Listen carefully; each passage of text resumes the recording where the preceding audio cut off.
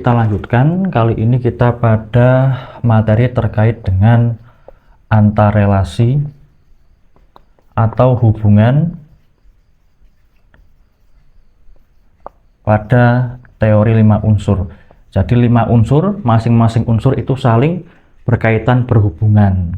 Seperti itu. Sama seperti yin yang, kalau yin yang kan hanya 2 dan mereka saling berkaitan, mereka berhubungan, tidak berdiri sendiri-sendiri. Tidak bisa hanya yin atau tidak bisa hanya yang. Kemudian mereka sendiri-sendiri tidak bisa, tetapi harus ada kaitan, keduanya harus ada relasi dan hubungan. Nah sama, kalau katla pun juga sama.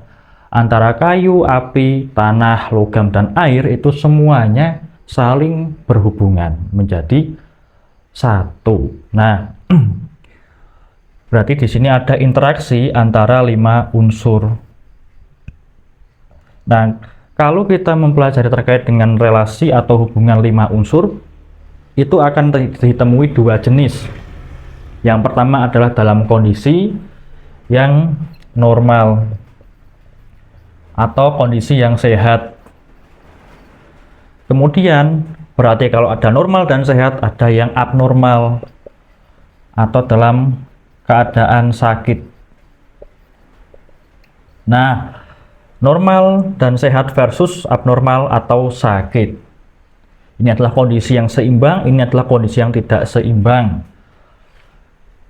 Di dalam kedua jenis relasi atau hubungan 5 unsur ini juga masing-masing punya 2 yang dinamakan rangkaian.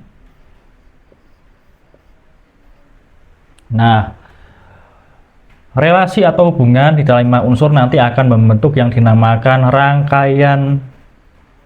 Nanti akan rangkaian itu dihubungkan dengan panah. Dihubungkan dengan panah.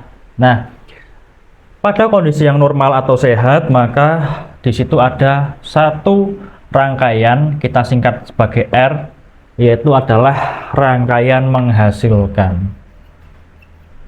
Rangkaian menghasilkan. Dan juga ada yang namanya rangkaian mengendalikan. Maksudnya apa? Bahwa kalau kita sedikit bahas, kalau rangkaian menghasilkan berarti satu unsur nanti menghasilkan unsur yang lain maupun dihasilkan oleh unsur yang lain. Kalau mengendalikan, dia berarti satu unsur itu mengendalikan unsur yang lain dan juga dikendalikan oleh unsur yang lain juga. Kemudian nanti kita akan bahas lebih detail lagi. Nah, kemudian yang abnormal atau sakit itu juga ada 2 rangkaian. Yang pertama adalah rangkaian bertindak berlebihan. Bertindak berlebihan. Dan ada juga yang namanya rangkaian menghina.